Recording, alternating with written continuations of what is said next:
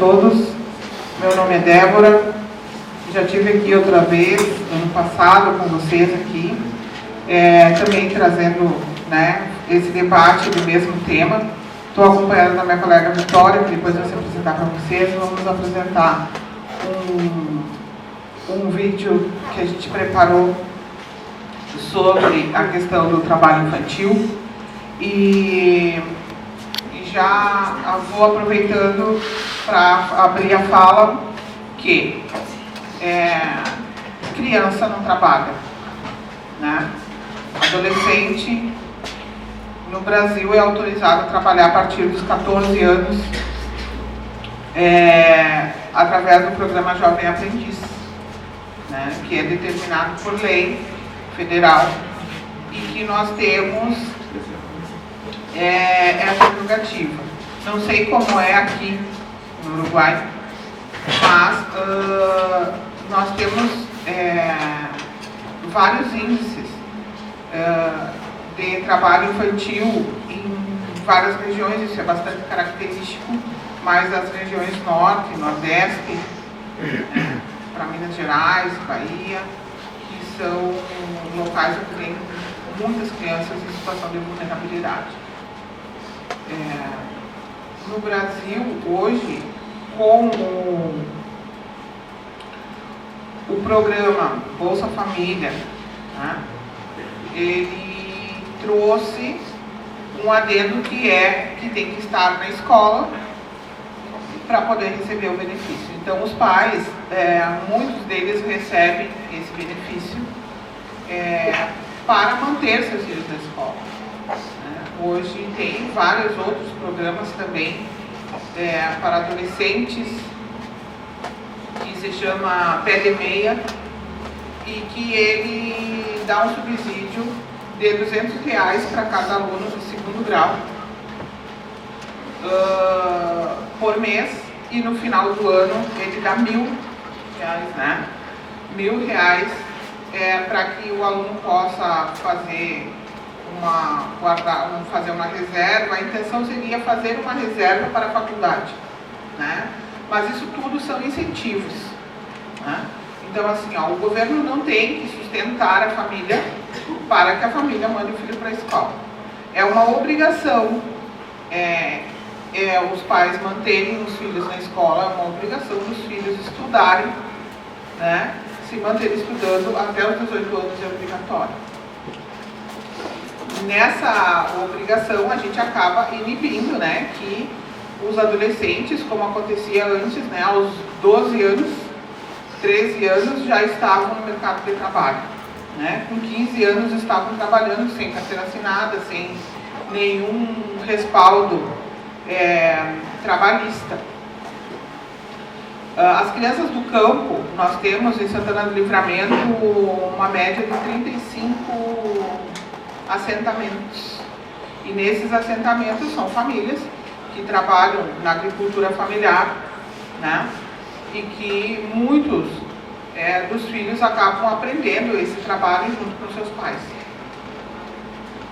Em tese, não é considerado um trabalho infantil, mas quando o filho para de estudar para trabalhar na lavoura do pai, aí é considerado um trabalho infantil.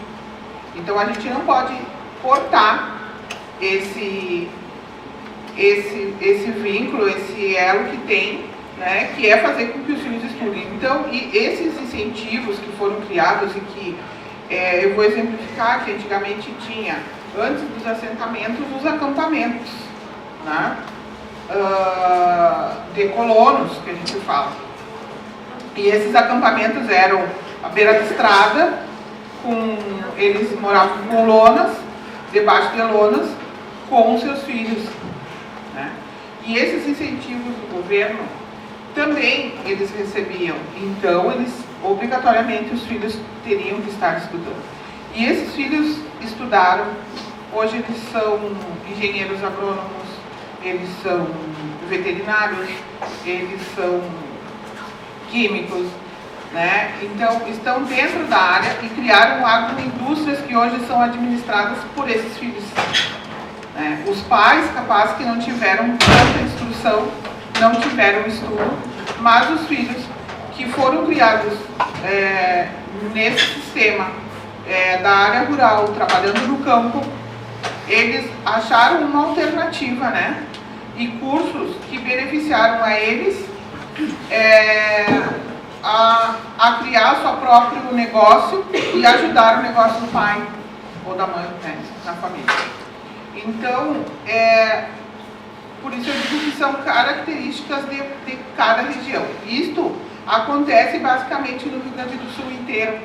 Nós temos muitos assentamentos, muitos grupos que foram acampados, que hoje eles são assentados, né, e que vivem da agroindústria, que se vocês vão em Santana do Livramento, por exemplo, nós temos a Feira do Produtor, e ali na Feira do Produtor são produtos do agronegócio, das agroindústrias, né? Então ali vocês vão ver estudantes da área. Se vocês forem no Festival de Enogastronomia, que acontece no Parque Internacional, que movimenta bastante, né, o comércio, e a gente vai ver queijos produzidos por eles, mel, pão, bolacha, muitas coisas, né, que são produzidas e trazidas do campo.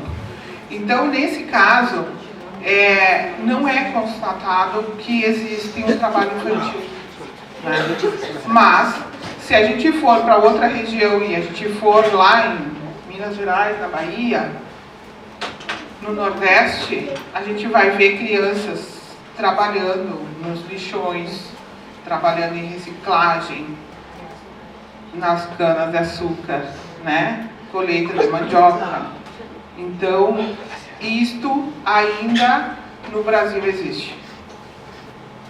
E na verdade, quando a gente fala nos direitos de crianças e adolescentes, eles não podem parar de estudar, né? E isso se chama abandono de intelectual. Quando o pai a família, os responsáveis não provêm esse estudo para as crianças, né?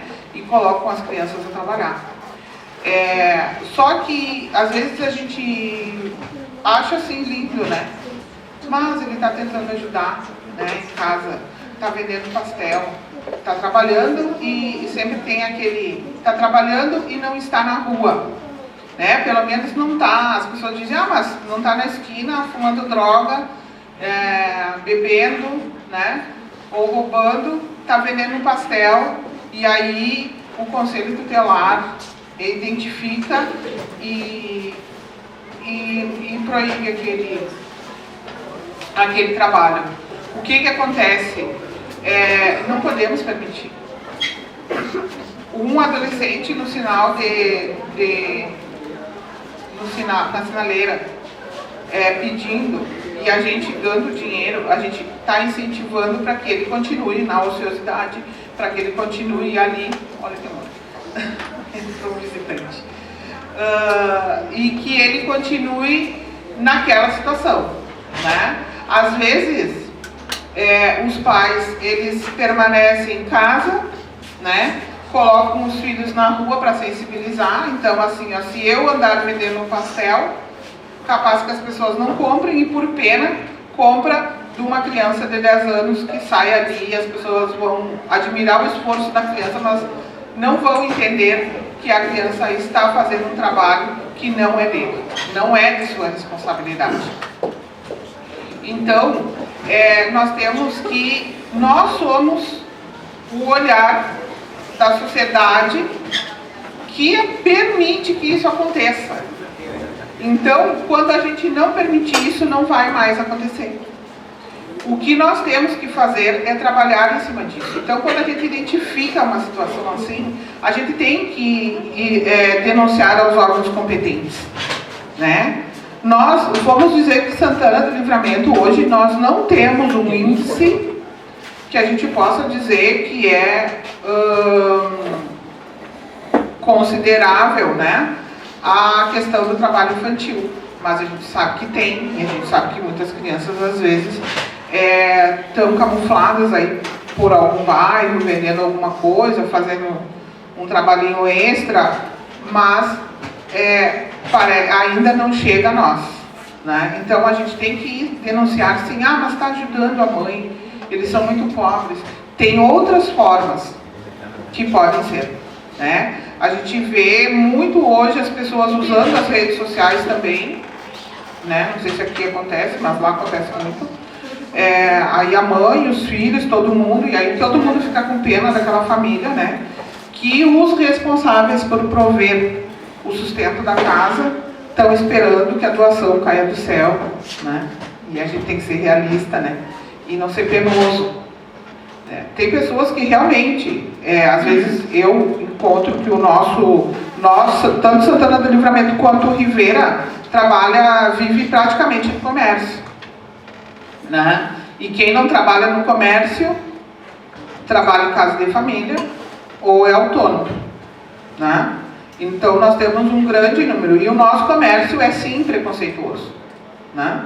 Então aquela pessoa que vem com poucas condições, às vezes, de estar bem arrumadinho, de uma boa apresentação, chega para pedir uma oportunidade e não recebe, né? Além, né, que a gente tem que falar do preconceito não só de aparência, né? Também tem, se é gordo, às vezes não dá, se é magro demais também não dá, né? E se é negro também não dá. Então, assim, é um preconceito, né, que existe, que a gente tem que ver que nossos jovens não têm oportunidades. Eu identifico que, por exemplo, nos free shops, eu não vejo meninas negras e eu não vejo adolescentes negros trabalhando. Aonde está a oportunidade deles, né? E esses adolescentes e esses são os que estão buscando o mercado de trabalho, e eles os que acabam trabalhando informalmente, né? Por quê? Porque não tem a oportunidade.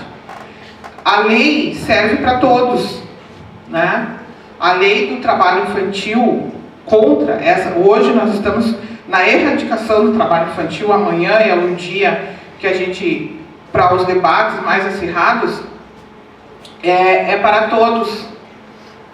Mas a gente sabe que as oportunidades não são para todos. Então, são vários fatores, são várias coisas, mas que quem tem que fazer esse combate é nós, né?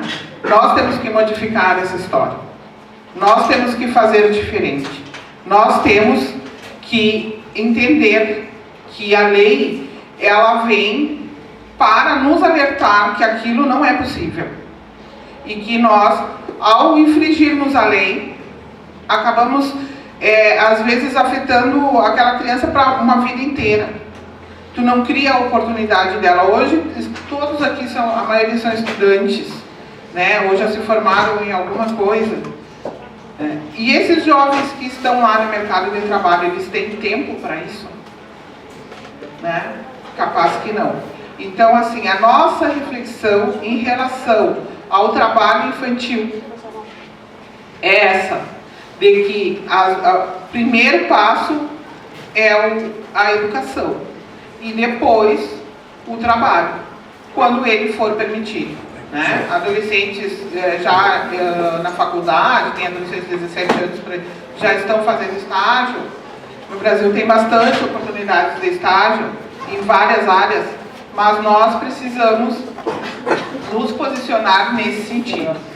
Então, acredito que tanto sai daqui para trabalhar nos Estados Unidos ou para trabalhar com 15, com 14 anos, a gente não pode permitir. Ainda precisamos qualificar os nossos jovens para o mercado de trabalho. E hoje em dia, sem qualificação, sinceramente, não trabalha nem de lixeiro, né? Porque para todo trabalho precisa isso. Então a gente tem que, como eu disse, o posicionamento, o entendimento, falar sobre o tema, isso é muito importante. Isso que vocês fazem aqui, e vou sugerir também ao professor Jorge, que sempre nos convida, que vocês também façam debate sobre outras áreas, né? Nós fizemos um trabalho bastante acirrado também no Brasil sobre o abuso e a violência sexual, né? E as crianças que estão isso tem uma ligação também com o trabalho infantil, porque a exploração sexual de adolescentes, ela acontece muito, né? Por aí nas beiras de estrada e em muitos lugares onde às vezes a gente menos imagina tem, né? E essas crianças estão sendo exploradas sexualmente, né? E isso também é uma exploração de trabalho. Então, e a data comemorativa é o 18 de maio.